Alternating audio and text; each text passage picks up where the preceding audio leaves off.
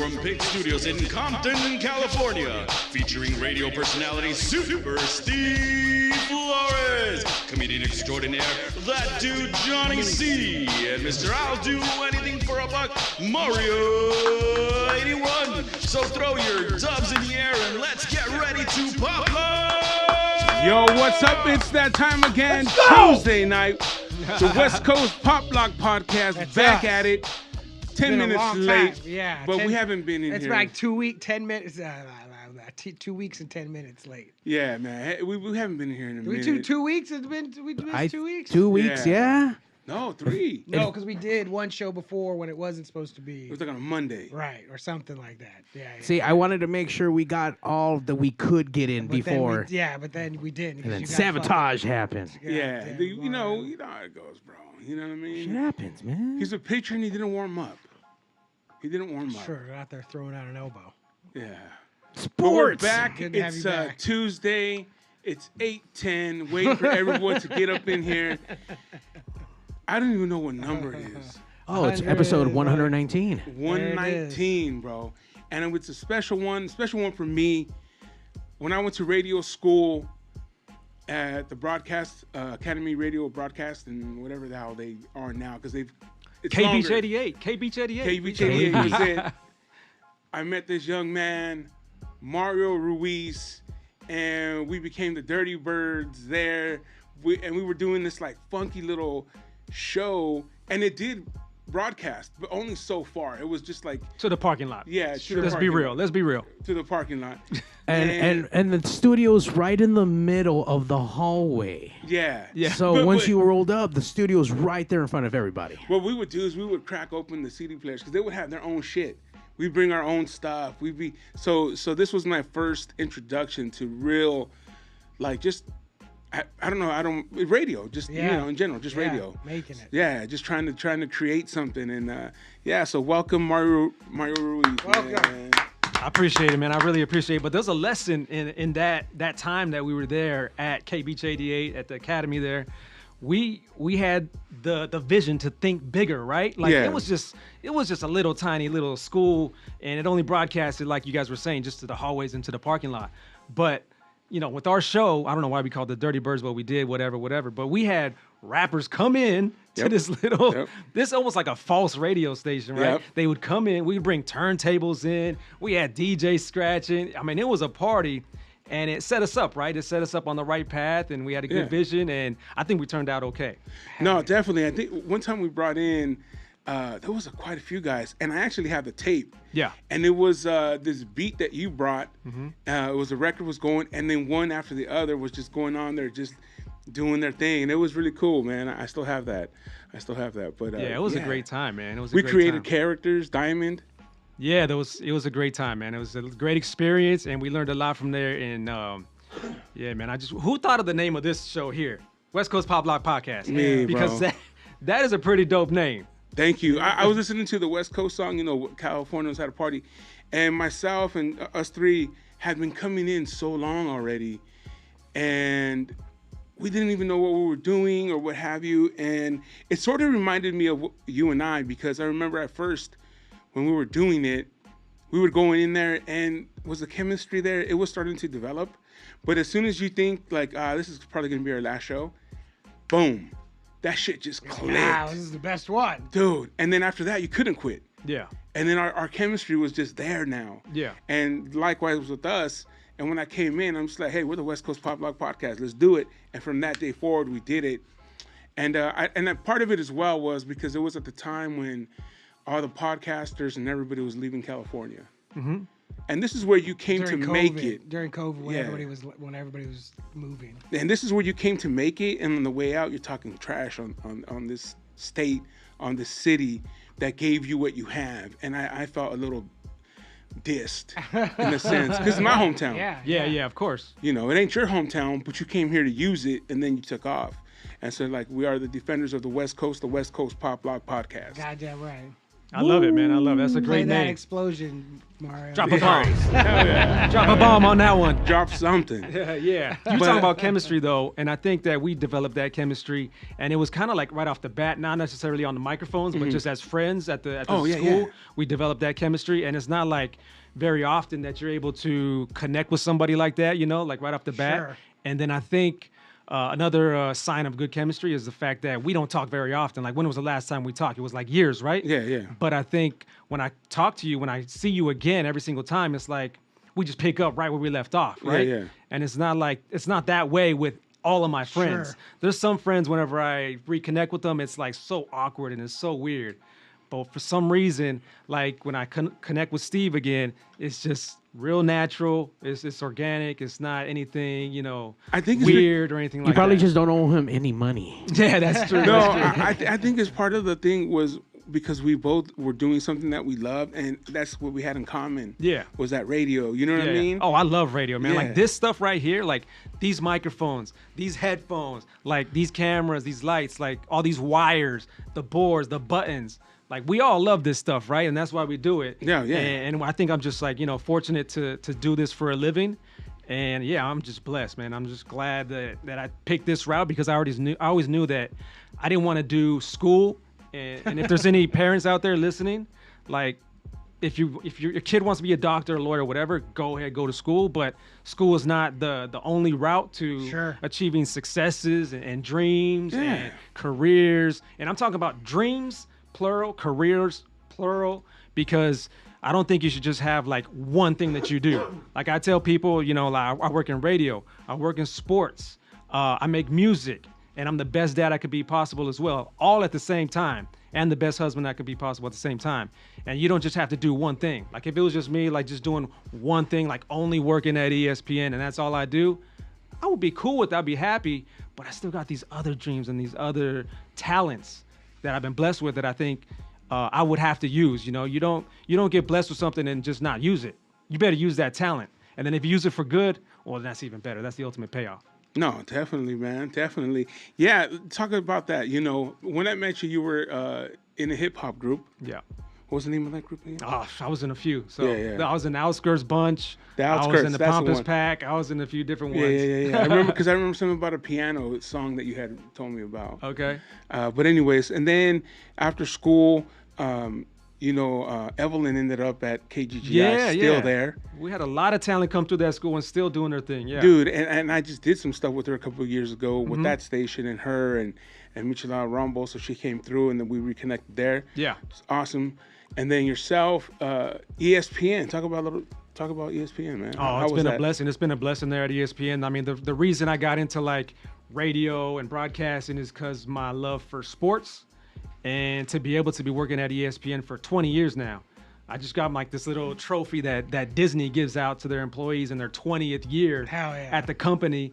It was like as a Simba. It's like a huge Simba thing. I have it somewhere in the closet, whatever. But 20 years, it blew my mind. I've been there. I met so many of my childhood idols. You know what I mean? Yeah. Through the years, and it's just been amazing, man. It's been a blessing. So when you hear LeBron going for, you know, points, whatever, when you hear that kind of stuff, the imaging of the station, that's Mario. Dang. That's Mario throwing it Hell down.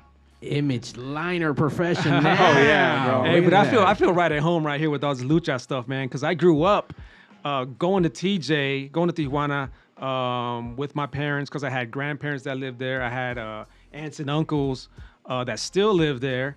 And we would go almost every weekend, maybe like 3 times a month. So pretty much every weekend we would go out there on a Friday. And it'd be like right after school. And I prayed that we, you know, hurry up, let's get ready, and just get down to TJ as soon as we can, because I wanted to make it to El Auditorio de Tijuana, which was where they had the luchas on Friday nights. and they started about 7:30 or 8, something like that. So if we leave the house, like around 4 or so, we could make it. Yeah. We could make it. We check in with the tío, tía, abuelita, whatever, say hi, and then boom, we're out. We're going to go see Luchas. And that was just like, man, growing up, that was just, I'm getting chills right now. Like, for real, I got chills. Is that where I we got went? chills right now. Auditorium Yep. Gutierrez. Fausto Gutierrez? Yeah. Oh, see, yeah, we Yeah. went down there not too long ago to see Lucha. By the way, we need to leave by 12 to Yeah, be yeah, exactly. I was about to say that. That ain't no 4 o'clock now. No, man. That was 12 noon. That was my childhood, man, going out there on the weekends and then going to El Centro, which is the downtown area. And they have these little newsstands where they have all the magazines, and I'd pick out like 3 or 4 magazines my dad would let me pick out, and then take them back to the car, and then go back to my tíos and tías, and then my parents would just be mingling with my aunts and uncles, and I'll be reading the magazines, and I'll just be looking at the magazine, just staring through these masks, just staring at the guys' eyes, and I don't know what I was doing, but I was just like staring at their outfits and just like mesmerized by it. And that's just, oh man, great memories. The power of Lucha. The power of Lucha. I remember the first time going into El Auditorio, right? There's a long hallway that goes in. Yeah, you yeah, guys know yeah, it, this yeah. long hallway. And when you're in that hallway, you hear the echoes of the ring. Boom, boom, right? Yeah. And I just was like, what the heck is this, right? And that just happened to be like the first match that I went into, they were already getting color. They were already getting bloody and stuff, right? And I was like, what is this? And I was scared. My dad was like pulling me in. I was just like, I don't know, like this is kind of scary. But I still remember that vividly to this day, walking into there for the first time. Damn, man. The cool, like, there's not a lot of, or not all of them, the arenas that have that, like the long hallway. Yeah. And it's like such a cool walk when you go, and they have like the pictures on the sides of the walls. Yeah. And the things they have, and it's just like that stadium is super set up for that cool walk. It Because is. like Staples Center doesn't really have that. The Forum had it a couple spots where you would like walk down True. the hallway. True. And it's like there's not. Like that's where you walk in and you just come out into it. Like Yeah, that's yeah. so fucking cool, man. Yeah. And Because all the usually lights there's on the multiple ring. entrances. Yeah. That's the main one Right. where Yeah. everybody And that was- goes in through. And it's like we didn't do it, but both of us pulled out our phones to like, cause it's someplace it feels like Yeah. cool right there. It's like, yo, this is Yeah. like something right here. Like, Yeah. this is like I agree. So you say like I can't even imagine cause as an adult. That hallway was like big and cool. I can't imagine being a little kid. Mm-hmm. That hallway must have seemed like 2 miles long. You know, Yeah. you're in this big ass hallway with all these giant pictures. Like, oh my god, you hear fucking dude that mic, the Matt's mic, so the whole fucking Yeah. thing. Like, oh, Yeah. it's so good. And we gotta go back. Before you leave, I'll show you video from the last time I went, and I Okay. got like this first person perspective of a nice gimbal of walking in, and then as soon as you walk in, you see the whole entire stadium. Yeah. Fucking badass. Yeah, it's like a big dome. Yeah, I remember dude. it's a big, huge dome, so that echoed like crazy. It was amazing, man. Yeah, and it looks the same. Like back in the day when I was 5 years old, like it still looks very, very similar. Things don't change. Out there in TJ, Tijuana, they don't change. No. Stuff is all half built. It never gets fully built. Yep. Yeah. El Auditorio's like only been kind of like refurbished on the outside. On the Sure. outside, it's been done up a little bit, but the inside, exactly the same. Them guts are the same. Yeah. And the yeah. audience is very different, man. You know what I'm saying? They're into it. They're yelling. I remember we were sitting across from this little girl, and she's yelling and cursing and flipping off the guy. Her Yeah. mom's with her, and it was like, damn, like they were into it, bro. Yeah. And it didn't matter if it was girls, boys. Everybody was into it, man. And I'm not really into it as much as I was back in the day, you know. I don't want to sound like an old man, but I just don't think it was as good as back in the day. But anyway, I like Pentacero Miedo. I like him Yo, a come lot. on now. And I had to mention him in one of the songs. I got this song about yerba mate, which is the drink I'm drinking right now. The song is called Mi Mate, but there's a line in there where I say, we're in the quarantine, we're in the cuarentena, tengo cero miedo, como dice Penta. So like the lucha, I always represent, you know what I mean? So the lucha heads out there, they probably appreciate that one. Hell yeah, dude. And he's one of my favorites now from this era. The only thing, man, AEW, why is he always losing, bro? Yeah, it was a lot. So for the video, I reached out to him on his Instagram. I didn't have no contact with him, so I reached out to him on his Instagram and say, hey, I got this line about you in the song. If I can just get like a mask or a T-shirt or something like that, I'll throw it on in the video. And he responded. He responded back, and we went back and forth. It was pretty cool. But I don't even know if it was him or not. But Sure. Whoever runs his social media. Yeah, it was cool. It was cool.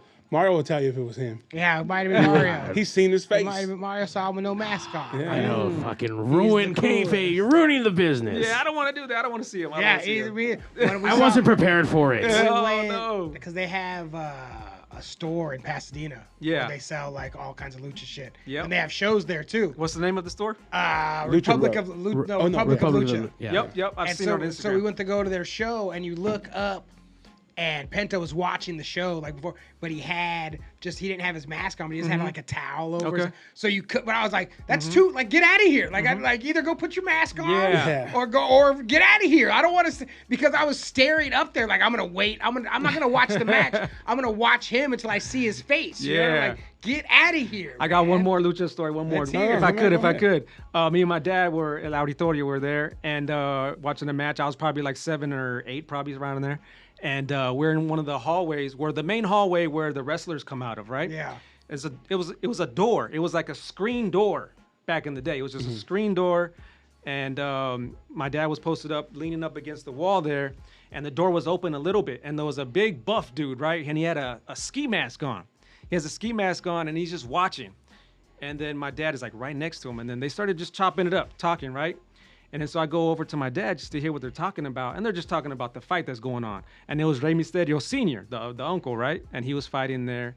And, you know, he trained Conan and a lot of guys, right? A lot of guys. So the guy with the mask, the ski mask that my dad was talking to, they were chopping it up. And then the match ends. And then the guy with the ski mask runs into the ring, right? Runs in there, just throws over the gate and just runs in there. And we're like, what the heck? And he starts beating up on Rey Mysterio Sr., and then Rey Mysterio's on the ground. And he's like, and then he grabs the mic and he goes, that's Conan. That's Conan. Da, da, da. So I was like, dang, my dad is like sitting here talking to Conan, like with the ski mask on. We didn't even know. Conan's had a crazy history, man. You know what I'm saying? It's the Hulk Hogan of Mexico. Yeah. And he's not even Mexican. Yeah. That's great. He was mad at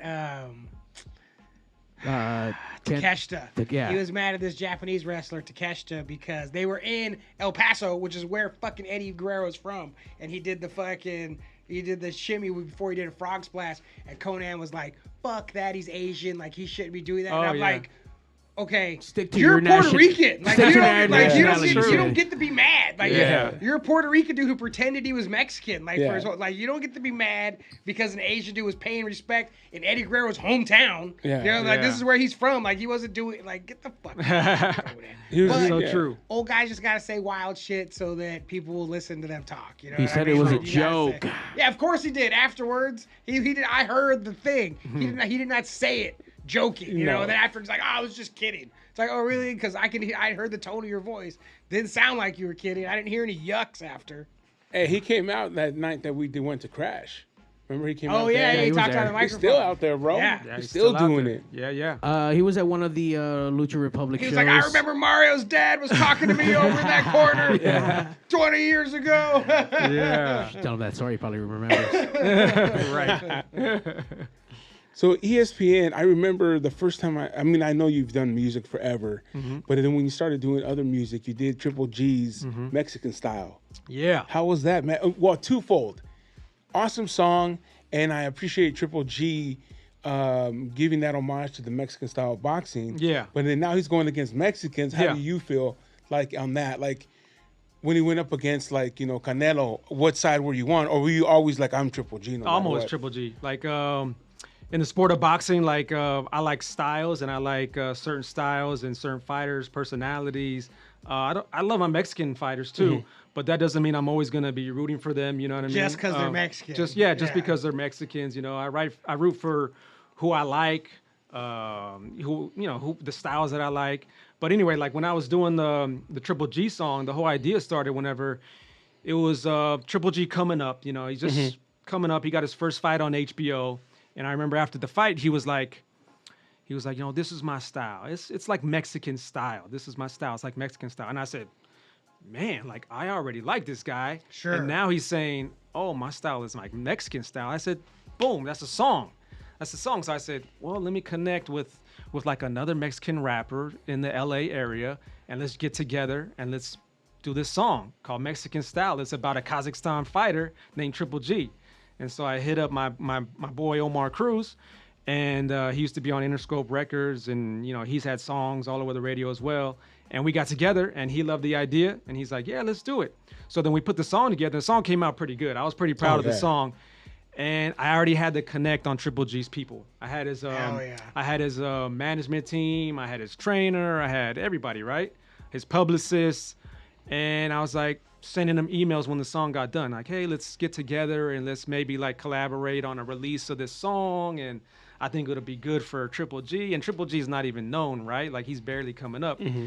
And I didn't really get a response from anybody. So I said, oh, okay, no problem. I understand. It's all good. Like, who would I think that they're going to just respond and say, oh, yeah, let's do it. We're fucking stoked. Yeah. It was hit or miss, whatever. It's all good, At least you swung. Yeah, good for you for taking the shot. Exactly. With, So then I said, let's just release it. We release it. I remember it was like on a Friday. And then I went to a concert at Staples Center. And I was at the concert, and then my phone just keep buzzing off in my pocket. And I was like, what is this? Zzz, zzz, zzz, zzz. I'm like, what the heck? Who the heck is texting me? And then the song is pretty much going viral, like in my pocket on YouTube. And I'm like, what the heck? And boom, numbers keep going up, comments are coming in. And I ain't never had a song like that. Like all of a sudden just go like that. Yeah. So then I was like, oh, this is great. This is great. And then the next day when we woke up, Triple G had posted it on his Instagram, and then his people contacted me and responded to the emails. That's how you do it. They responded to those emails that I sent a couple days ago. Even without the nickname, even without Triple G, this fool's name is Gennady Golovkin. Like that, it's already hard as fuck. Yeah. You know? Like he already sounds like this fool's gonna fuck you up. Like, he just had all these like dope lines. Like whenever he was getting interviewed, he's like, "This not game. This fight. I like fight."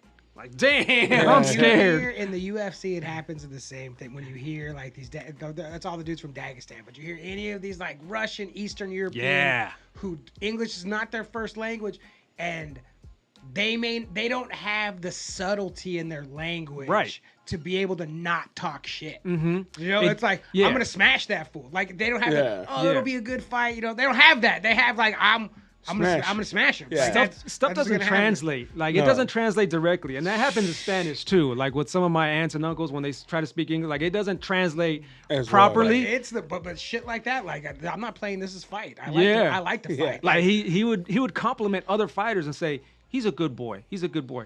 And like, you're just like, is he talking smack or is he like giving a compliment? But really, he was like being like respectful and be like, "He's a good boy." They're like sincere. Yeah. But the words sometimes like, oh shit, man, this fool talking mad shit. And like my dad loves sports in general, but boxing is his shit. Like that's me too. So I've known about Triple G. Like when he came on HBO, my dad was like, yo, you gotta watch, like, you have to see this dude. You know, he exploded on the scene. That dude's the man. Yeah, so then his team was like, let's come be part of Triple G, and his fight is gonna be at the Carson StubHub Center. We're going to play it on the Jumbotrons when he comes out to the ring, they got his credentials, seats and everything.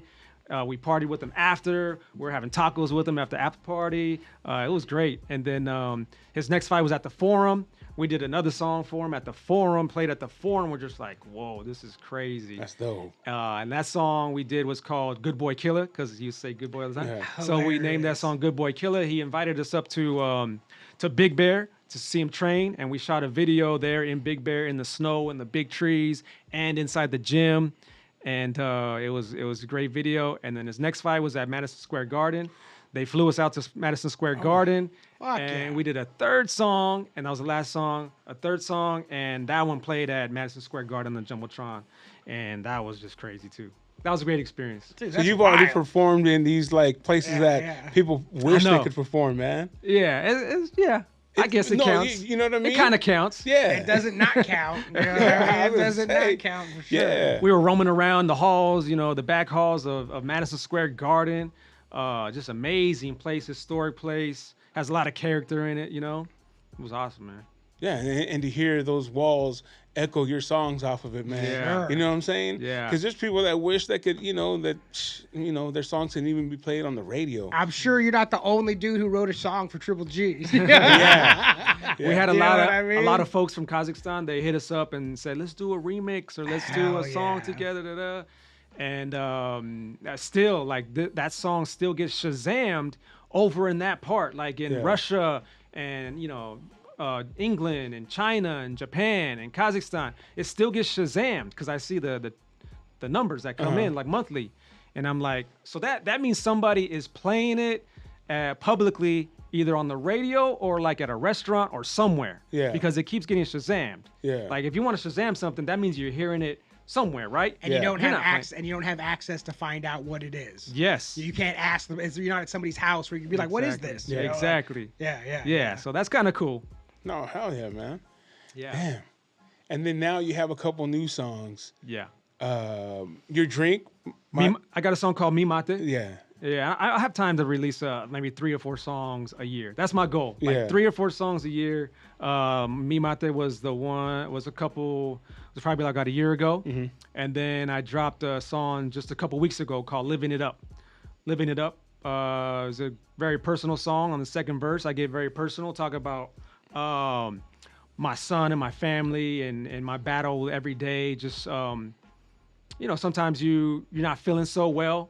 You're not feeling so strong mentally, but still throwing love in the air and still living it up as much as you can every day, I think that's all we can do, man. What's the old saying? Fake it till you make it, right? Yep. And if you can't wake up with a smile on your face, fuck, I mean, you're already behind the 8 ball. You know what I'm saying? Yeah. I have people text me in the morning and they're like, "Oh, good morning." I'll be like, it's a great morning. And they're like, yeah, for you. And I said, like, man, you alive, bro. Yeah. Right. It's a great morning for you too. Mm-hmm, mm-hmm. And until you get yourself out of that mentality, it's never going to be a great morning. Right. You know what I'm saying? Yeah. But yeah, I mean, we all have our battles and our things that we think about and shit, But that's why I try to stay busy as hell. I mean, busy as heck because, like the idle mind is the devil's playground. So I try to stay as busy as I can. So with the ESPN stuff, that keeps me busy full time, and then the LAFC stuff keeps me super busy. I also work for Los Angeles Football Club, which is right here, LAFC. Yeah. Best team in Major League Soccer. We just won the MLS Cup. Working for them, producing the broadcast of the games. So I'm at every game. So whoever comes out to the game, look up to the booth. I'm up there producing the games. And know my boy Baseball Head? Yep. He takes care of that area? I just interviewed him on Saturday. Nice, Saturday nice. I talked to him. Yeah. He's Dodger head and he's LAFC head. Yeah. He started off at Michelada Rumble. Okay. That's where he started doing it? Yeah. That's cool. He came to the Michelada Rumble. I think he was doing LA stuff at the time. Yeah. And he came to the Michelada Rumble and he had our logo and then all the logos of all the Michelada vendors on his head. Nice. And so we had him keep coming. And then the individual Michelada vendors started, paying him to come out with their logos on. Yeah. And then he got huge, man. It's just having an idea. Yeah. Oh, He said, fuck it. And most people would be like, I'm not going to paint my face. Yeah, fuck like, that. oh, cool, man. Yeah, but he did it. Now he's fucking out there doing it. He's almost a mascot. He's almost a mascot at LAFC. He walks around and he can't even go to the bathroom because people want to take pictures of him. Yeah. And he embraces it, and the team embraces him too. And that's the thing about LAFC it's really about community, and it's about building a good culture that represents LA to the fullest. Like you go to, I don't know if you guys been to LAFC, but you guys got to go to LAFC. I want to go. Yeah. You guys got to go. Because I was out. Like, I'll tell you, the LA Galaxy, I was out. Like, I was just, I like the name of the fucking team. There's a bunch of shit that I didn't like about it. A lot of people don't connect to the Galaxy. Let's just say that much. And when you go to LAFC, people connect to LAFC right off the bat. But even like the logo, I was in on the logo. Yeah. I was in that there was no name. That this is the LA Football Club. Like that's the fucking name. Like European style. Like there was football. Football. Yeah, LA there Football There Club. was so much stuff that I was in immediately. The same things that made me out immediately on the Galaxy made me in immediately on LAFC. I was like, I like this. I like this logo. I like the name. I like all this shit. But I haven't been to a game yet. But now I would like to. I tell everybody it's the best atmosphere in sports in LA. Best atmosphere, bar none. Like I'll bet. Yeah, you guys got to come through. Well, because everybody there gives a shit. Mm-hmm. There's a bunch of people at Dodgers game. They don't give a fuck about the Dodgers. No, they're just exactly. there. Lakers game. They're there to look at famous people. Yeah. Like all this. They're just there for other reasons. Mm-hmm. You go. I'm guessing at the fucking game, everybody's there because they want to be there. Yeah. And they give a shit. So we're going on our 6th year now, and every single home game has been sold out. Every single game. It's like it's pretty tough to get a ticket. And it's almost like it's got that Dodger Stadium type of vibe, like that pavilion type of vibe, and then it also got that Laker front row courtside type of vibe because the celebs come out too. Yeah. Because where your boy, the soccer head, where he chills at, he chills with all the celebrities, right? Yeah.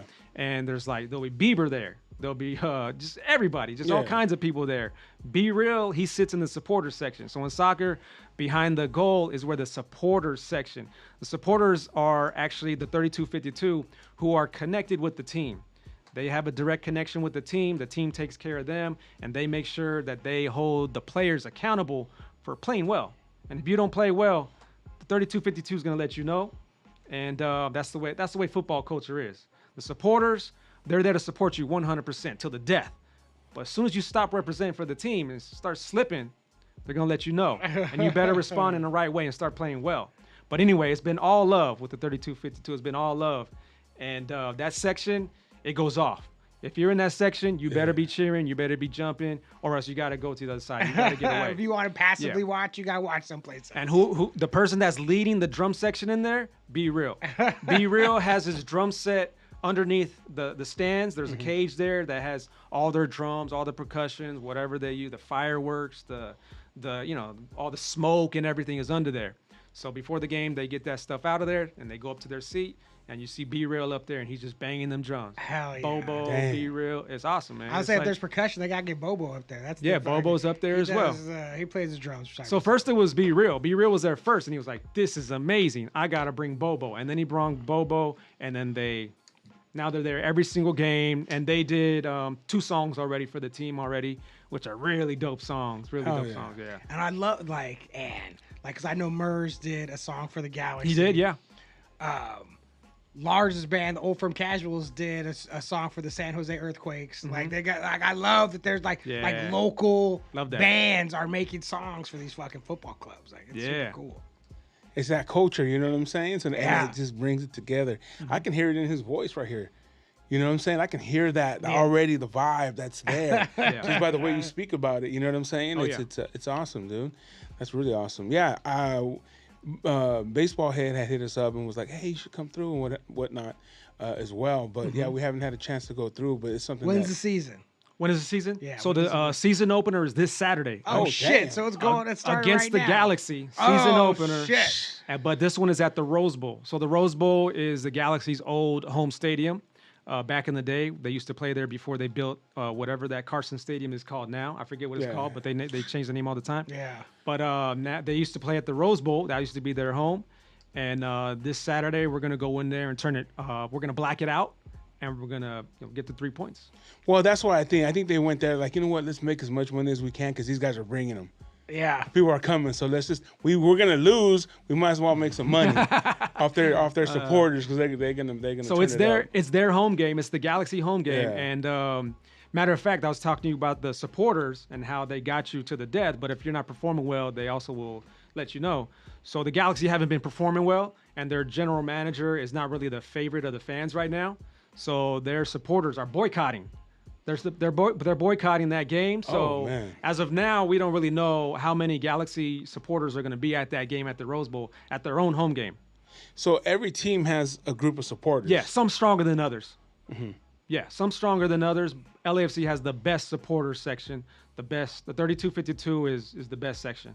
All right. Shit. I didn't know it went down like that out here. Yeah. Shit. I'm used to watching the TV fucking Mexican League. You know what I mean? So there's no other sport that I know of that does that. Like in baseball, there's no like organized group. Yeah.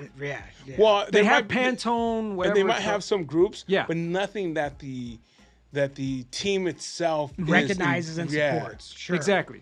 Yeah. So like we won the MLS Cup. We were the champions last year. So when you win the MLS Cup, you get entered into the Champions League, which is a tournament outside of the MLS season where you play against other champions in your region, like the Mexican League, Liga MX. You play the champions in there. You play Costa Rica, Jamaica, El Salvador, all the different champions from all the different leagues around here. You get a chance to play against them, and see who is the champion of champions. Damn. So in March, I believe it's March 9th, LAFC is going to Costa Rica and playing against the champion of Costa Rica. Play one game out there, and then the next week, that same team from Costa Rica comes out here to LA, and they play against LAFC. Turn around, yeah. And it's just 2 games, and they combine the score, and whoever has the most goals out of those 2 games combined advance to the next round. Okay, Yeah. Sure. Did this just start, or is this the first game for that? It will be the first game for the Champions, yeah. Champions League, Champions League. Damn, man, that's dope. Yeah. Yeah, that's fresh. Because I know they do that in Europe as well. Exactly, yeah. Yeah. Damn. So if you win the Champions League, you say- get a chance to go over there. So Seattle from MLS, they won the Champions League, the CONCACAF Champions League, and they got it. They got a chance. They were one game away. This little MLS team from playing against Real Madrid. Really? That's the coolest thing about football is it really is Yeah. so open. There's like Yeah. you can have a chance to play against you can have the smallest team and they'll get if you keep playing you get a chance to play against big dogs. Exactly. You can find out. Yeah. And I wish they would do that like in basketball or because there's nowhere. No, basketball has Spain, China, Those dudes Argentina. have their good team. Yeah, they're good. They're not coming over here. No, they're not coming over here beating any. Exactly. Get out of here. They have to make you're it right. the not Champions League. You're right. You know what I mean? You're Your right. champion can play against the number 1 team that didn't make the playoffs. Yeah. You know what I No, mean? you're So right. you Totally. beat them. But I think it would be cool. I But think it's it'd be cool. But the concept is awesome. The You know, concept, and I think is for those awesome. other teams, to play against, let's say they play against the Lakers or something. Yeah. Tell me they wouldn't love that. Like Barcelona's a good team out there too. Just like Barcelona in soccer, is Yeah. a great team. They have a good basketball team too. Yeah. That's It's what like good sports city, big sports city. Yeah, you know? of course. The So, Gasol brothers. the Gasol brothers came from Yeah. over there, so you can't tell me Barcelona wouldn't love to play against like the Celtics or It's like crazy Lakers. that football. There's a real world champion. Yeah. Because it's it's champion of all. Like Yeah. they keep playing if there's only one. Yeah. Like Yeah. whoever you're good, you won your league. All right, you play these dudes. You won that, cool. We got some other people for you to win. Oh, okay, cool. You won that. Okay, you're flying to Europe. Yeah. It's like you keep it. It's like all right, we beat everybody. Are we the champion? Like you're Yeah. the champions now. Yeah. Like we did it. We're finally the fucking champions. Yeah. But there gets to be every year one team of one league that says, yo, we beat everybody. Like, fuck that. We're the champions. We're the best. Like, And speaking of champions, Argentina, who just won the World Cup, they drink this yerba mate. I've been drinking this for a few years, but yerba mate is a magical drink, man. You guys got to get upon it. I'm gonna Well, look. what is I'm It's gonna look awesome, at man. this It's got up a lot right of now. benefits, like mentally and physically. It's kind of like a coffee type of Okay. thing, gives you energy. If you want to dial in and focus on doing some work, I do. this will help you out. Like I've seen this in a can before. yeah, the can, I wouldn't do that one. I'm just This saying, is I've seen it, Yeah, you the know? can. A lot of Yeah. people like the can, and I'm not knocking the can, but I think this, the traditional way in a gourd with the loose leaves is a better way to do it. It's a more natural way to do it. And this used to be a social type of drink. It used to be like where before the pandemic, this is crazy to say, but before the pandemic, you would pass this around. So like I would pass this to you, and you pass it to you, Sure. and you, and then we all be sipping it. And I would be the one that brought it, and I'd be the one that would keep taking care of it. I keep pouring it, making sure that it's looking right, making sure that it's filled up for you and filled up for you. And it was cool. It was a fun thing to do socially. And I still like to do it socially, but I can't really share it. Where did that start? Because it had to This start is from somewhere. South America. Okay. This is from South America. And I always used to see soccer players do it. Not always, but once in a while. I would Yeah. see soccer players doing it. And I was like, what is that? What is that? And then when I started working at LAFC, I saw a couple players. They were doing it, right? They were drinking it. And I was like, let me just order this stuff and let me just, you know what I mean? Yeah. And of course you can get it on Amazon. So Yeah. I was like, let's search it up on Amazon. And I got it. Oh man, I fell in love with it, man. I fell in love with it. At first it's kind of like a bitter dirt taste. It tastes like land. It tastes like just like dirt.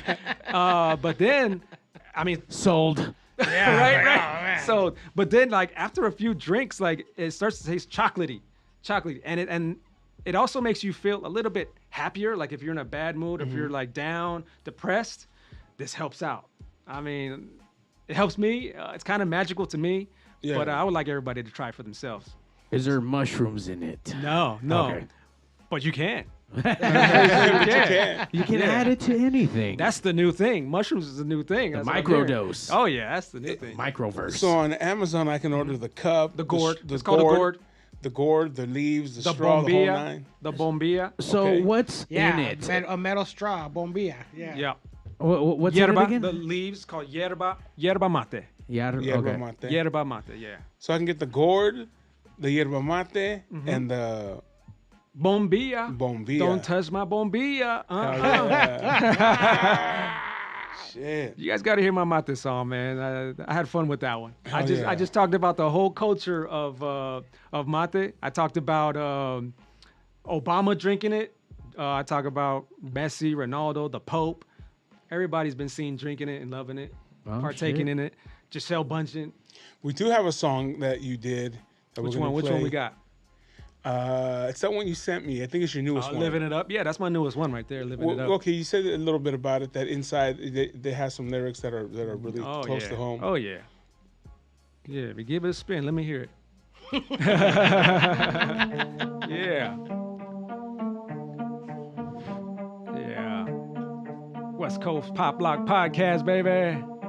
Good heart, yet I know I'm not perfect. Loving every day, living on my purpose. You see, the key is to make memories with the whole family. Na na na na na na na.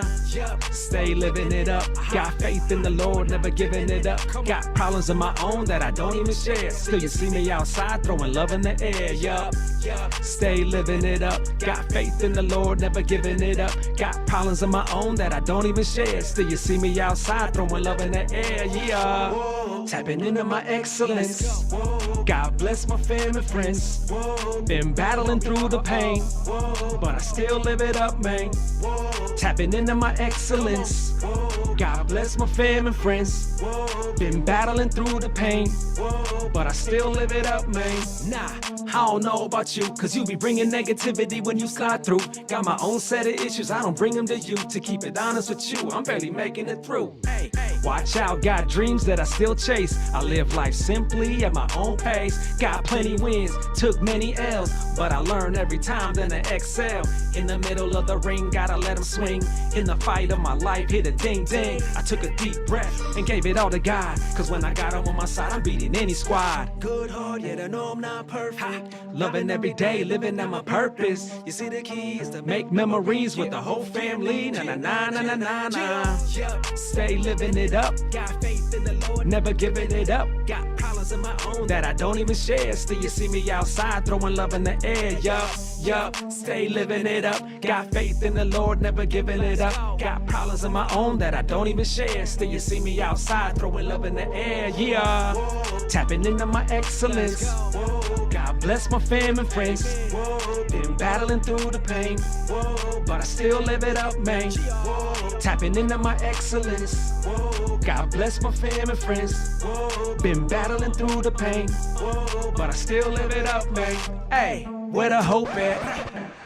This is my son right What are you guys doing in here? You're supposed to take me to soccer practice. Yo, what does it look like we're doing? We're shooting a music video, man. Go back inside. Go play with mommy. Let me finish. Why are you even wearing sunglasses in the garage? It's not even sunny. Had my life up, had a step back. Hey, got my faith back. Got a son and a wife, every day I gotta fight back. Give grace to my son when it's bedtime. He asks for the same thing every nighttime. He asks God to bless him with a sibling. I put the trust in that, so God willing.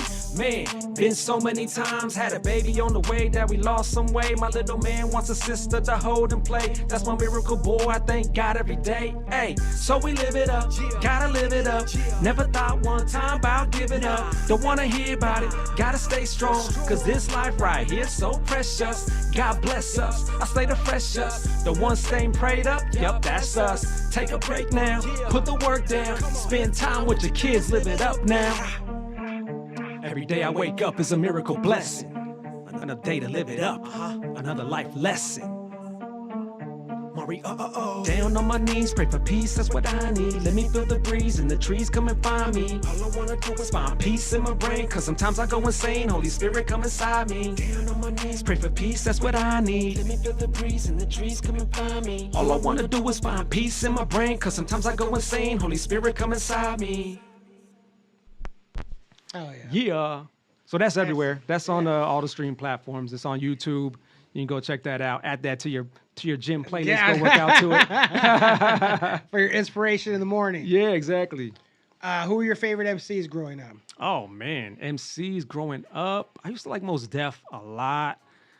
Because this is what I heard just from Steve saying the name of the group that you were in earlier, and that one song. I was like, oh, this is like Backpack. I was like, this is my style. I was like, this is like Backpack West Coast underground hip hop. Like, so you say Mos Def, it's like, oh yeah, that's exactly where I was at. Like, yeah, man. I had a lot of inspiration, not even just from like hip hop. I had a lot of like inspirations just as a kid. My parents would play Tigres del Norte, Juan Gabriel, Spanish stuff like that. Michael Jackson, and like this whole thing of like rapping is just me. It's not even like I'm trying to be a rapper. I'm trying to be hip hop or whatever. Like hip hop is the way I walk. It's the way I talk. Sure. It's just in me. Like you can't. Nobody taught me anything about hip hop. Rap is something you do. Hip hop is something you are. Yeah, exactly. I am hip hop, and it's like even the new music now. I appreciate some of the good stuff, and I mean I'm a little bit older to relate to a lot of the lyrics, and I think I've matured to be really bumping that type of music. But I still like, man, that kid is doing his thing. He's got talent, but I might not relate to the lyrics he's talking about, and so I don't really like it that much. Right. And plus, I can't be riding to it with my son in the back of the car. But yeah, like I wake up, the way I brush my teeth, I'm hip hop. The way I walk, the way I strut, everything is hip hop. So I'm not trying to be anything. Like I haven't listened to any new, and I bet like, again, I don't want to sound like an old man. Mm-hmm.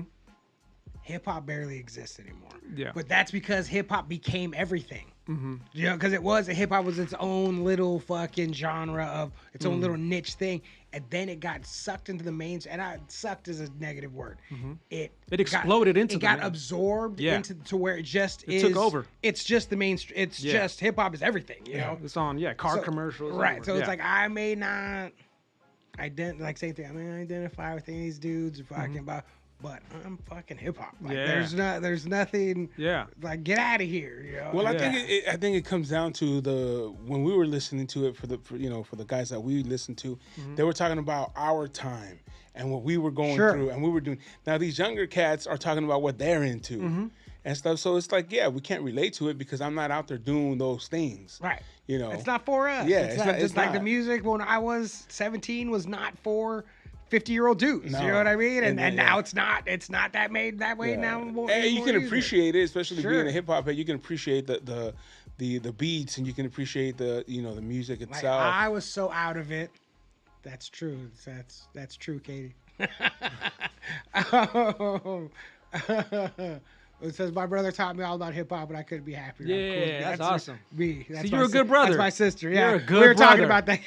You're talking about that earlier. Yeah, you were talking about, man, I don't know if I was a good brother or not. Yeah, and I was like, you were a good brother. Clap it up for that.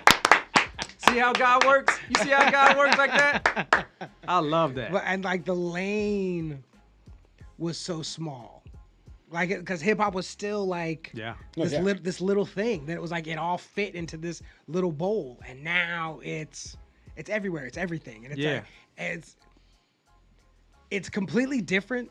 It was being made and discovered as we went when we were younger. Now these people have come into the world. It just existed. It just always was, you know. And like that's awesome, you know. Like, fucking Snoop to like young people. Snoop is like an old man. Like this is like an old guy on TV, and it's like I remember the first time I saw that dude on TV, and I was like, "There's a Crip on TV." I was like, there's an active gang member on TV talking about Crip shit right now. And everybody was just like, yeah, fuck it, you know. And it's like, and now that guy's like we put him in. We want him to advertise for us. Like, well, this is a gang member on trial for fucking murder. He on Skechers commercial. Skechers Rose Bowl commercial or a Super Bowl commercial. Skechers. Uncle Snoop, man. Everybody loves Snoop. You know, and it's like, God damn, man. I remember when that happened. You know, but to anybody, if you're under 30 years old, This just always been a cool dude on TV. This is a cool old guy on TV. Yeah, my mom loves Snoop Dogg. You know, and my grandma loves Snoop. Like, oh God. And now, and this is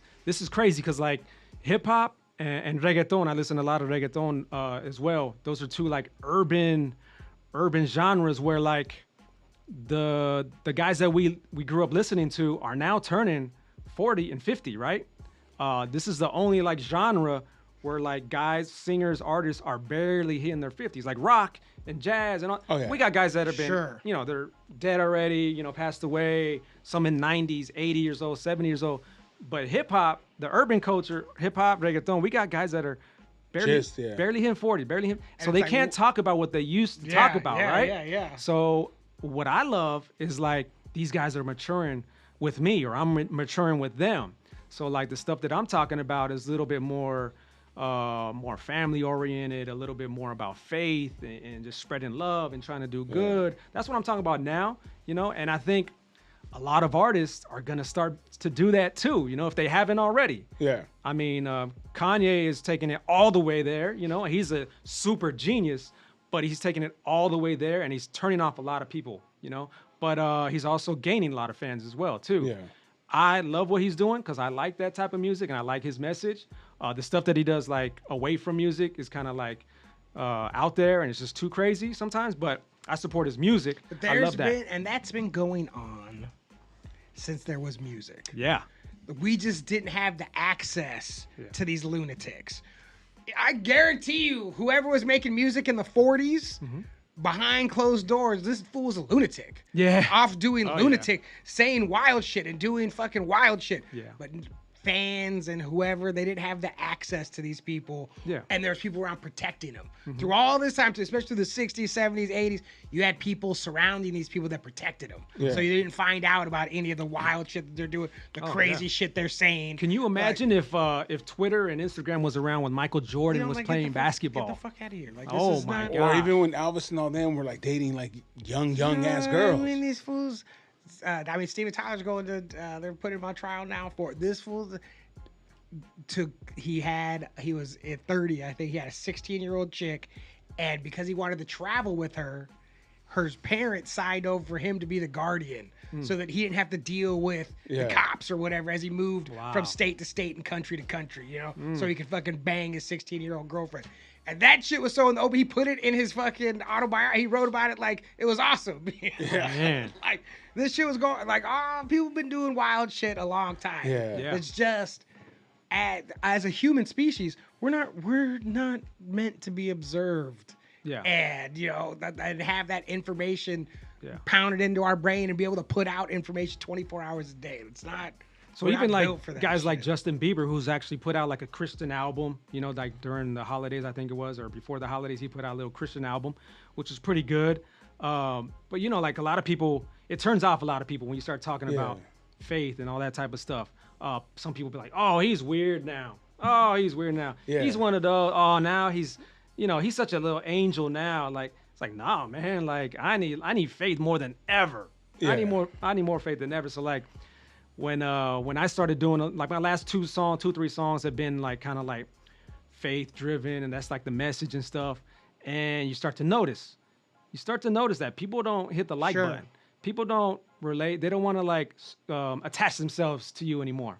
They want to stay because they don't want to be like, oh, I don't want to be like weird like him now, But really, it's like I don't think I'm weird at all, and I don't think I've changed at all. Like I'm just like everybody else who doesn't really have like a strong faith or whatever. I still think that you could be fresh and fly and cool and still have, faith, and talk about it and spread the word about it. And even like there's a whole genre coming up now called CHH, which is like Christian hip hop, CHH. And it's like, it's so dope. It's not like gospel rap. It's not gospel rap where people are like talking about like, messages from the Bible or nothing like that. When I was in high school, my 2 best friends were in a group called Prodigal Sons, which eventually became Brainwash Projects with Pigeon John and. Oh yeah. And dude, Pigeon John is my dude. I went to high school. And for them and LA Symphony, when LA Symphony came, and when LA Symphony came out, they started off. They were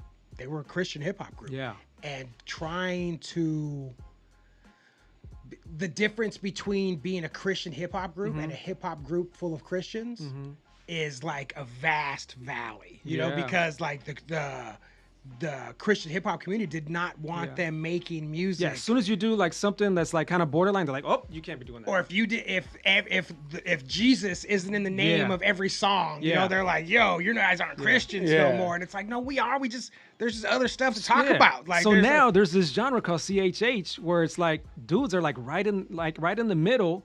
You know, obviously they're not like cursing and saying all kinds of crazy stuff and talking about doing drugs and stuff. But it's like dope hip hop. Like you wouldn't even like think like, oh, this is kind of like Christian stuff. Like it's really, really dope. And I think, man, like for me, it's like really inspiring, really motivational too. For me, like here's my thing. Like when in rock, I come from the rock part of it in radio. POD. Sure. And they made it huge. Yes. And they were a Christian rock band. Mm-hmm. Man, those guys were, and you know what, man? I don't care. People might talk smack on them now, like, you know, like Vanilla Ice and all these guys. Hey, in the moment, everybody was about them, dude. Yeah. Everybody was about POD. They were huge. And I still like some of their songs. And when you're in that pocket of like doing what you love, what you believe in, there's going to be people falling off and you don't even care. Yeah. Like, But see, that's the thing that I don't know why we accept or we gravitate to, like, you know, the drugs and the sex and the some of the guys that are doing like the Satan stuff. Because that's the majority of your friends and the majority of people. But what I'm trying to get at is like, okay, you accept that and you're cool with that. Well, be cool with this. Sure. And what I'm trying to say is like, base your judgment on how good it is. Now, you know what I'm saying? Yeah. Like, how good is it really? Yeah. Like, listen to it. Like this song that you just played for us right now. I know at no point was like, oh, this is Christian rap. Right. Sure. I was like, this is a guy up there talking about himself, his family, what he's doing, and what motivates him every day. To me, it was more motivational than anything, you know. And now that you're explaining it, okay, I can see where you're coming from with it, with the great message and stuff, and that Christian, you know, behind you and pushing you forward. But when I listened to it, it wasn't that. Same with POD. When I listened to POD, it wasn't like, oh, there's a Christian band coming up. It was just, they were good. Yeah. I was like, do you know what and I didn't know that for the longest time. It's like, you know what POD stands for? You know, you can tell it's like, oh, shit. Yeah, a lot of people didn't know that. I didn't know that either. Yeah, for a long time. Long time, what does POD stand for? Like this song that we just played right now, like I wanted a driven type of beat. I wanted like a hard beat that I can just flow on top of. I wanted the beat to have like to be kind of aggressive, to have like a tempo to it, you know. And that beat is hard. That beat is knocking, and like just to be able to rap on top of it and have a good message. That was my goal on that one. And then kind of like my way of making music is different on each song, you know. It's like some songs you want the beat just to be underneath you and you're just like telling a story or telling a good message. But then there's other songs where you're like, I hear a hard beat and let me just put my voice on top of it. And like with that one, I just hummed it out. I hummed out the whole song. Whoa. I started humming it. And once I hummed the entire song, basically had the whole song structured out, then I wrote lyrics to the humming. So that's why that song, it just flows. It just flows very, very well. Yeah. Yeah. So, you know, there's no like one way of like writing a song just for your me. way. Every song has its way. Yeah. Another thing I wanted to ask you, I was a big fan of Marcellus Wiley and Max. Oh, yeah. And I know you were part of that team. Yes. How was it working with those guys? Max, man, I really like Max. He's very knowledgeable on boxing. And so I was like listening to him talk about old boxers and what have you. And then Marcellus, man, that guy is like super smart. He's left corporate media. Now he's doing his own thing, and I listen to him, and he really has a really good, like, you know, view of things. And so how was it working with those cats, man? Oh my God, what a time that was. Yeah. I think that was the best radio show of all times as far as sports. Yeah. Sports, nobody could touch that show. Every single segment was golden. Yeah. Like every single segment. There was rare times where we were like, what the heck was that?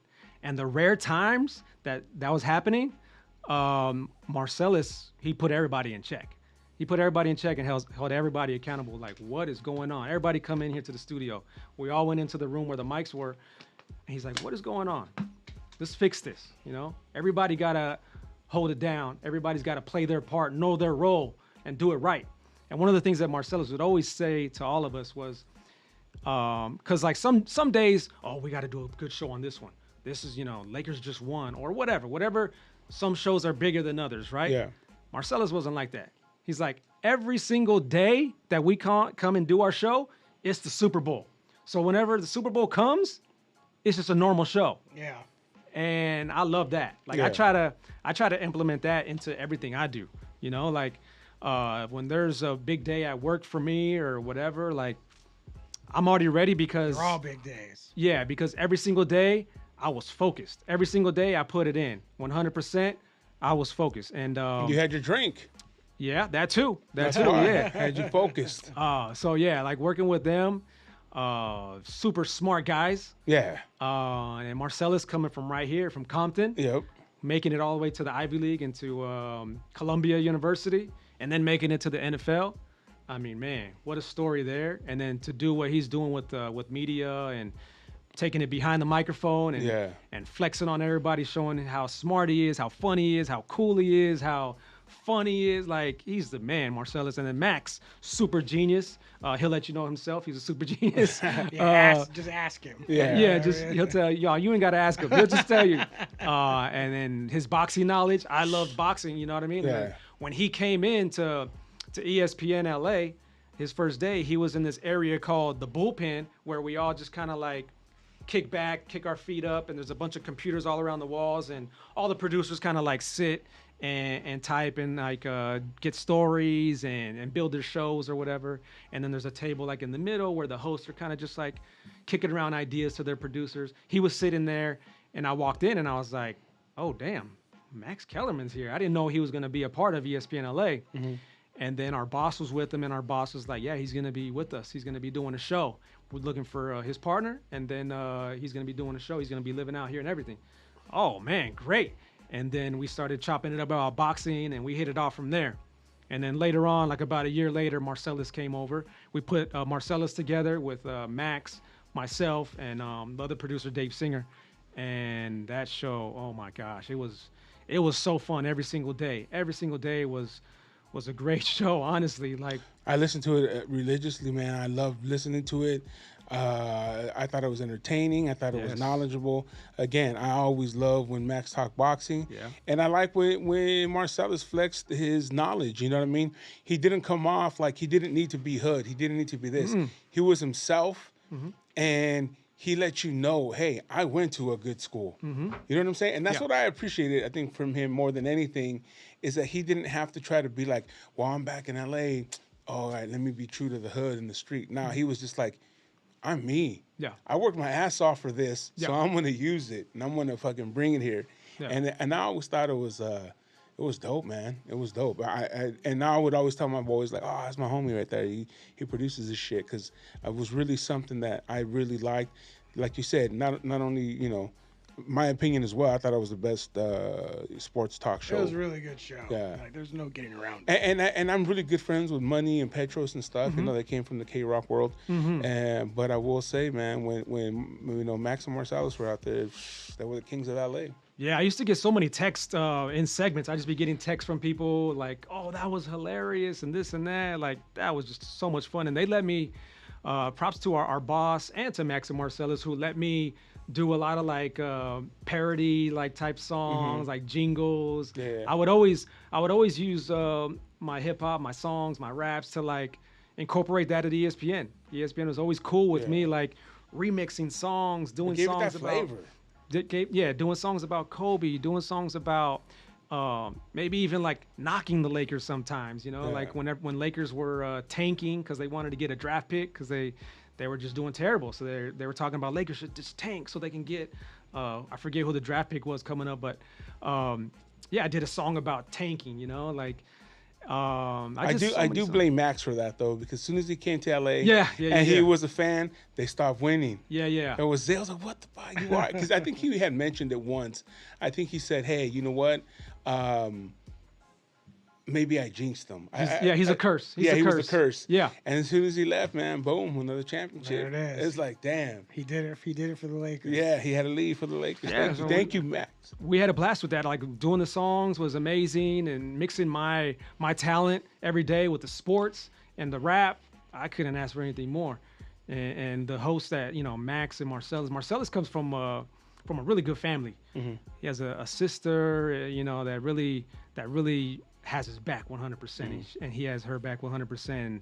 Wife and kids, and he has he's very well grounded with family, which I love. Yeah. I'm all about family.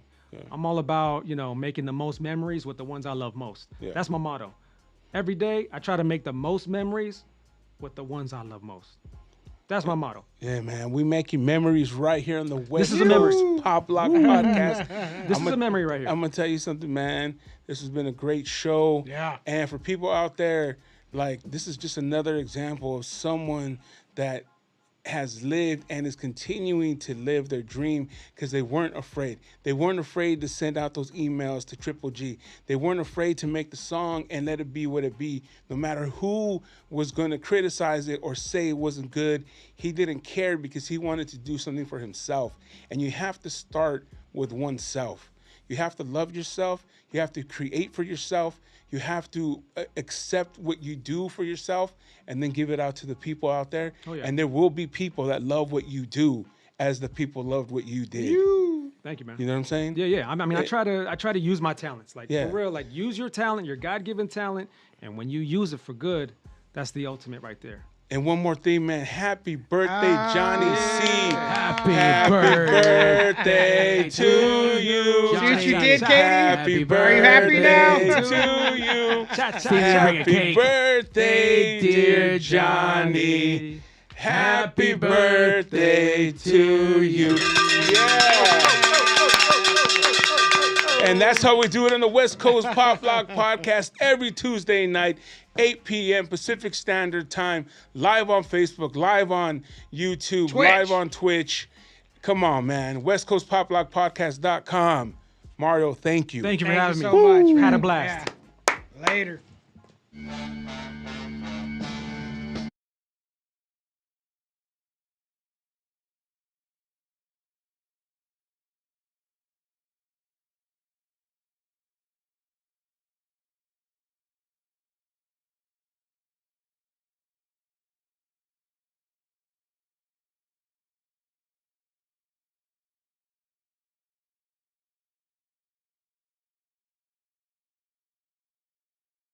Dubs in the air and let's get ready to pop up.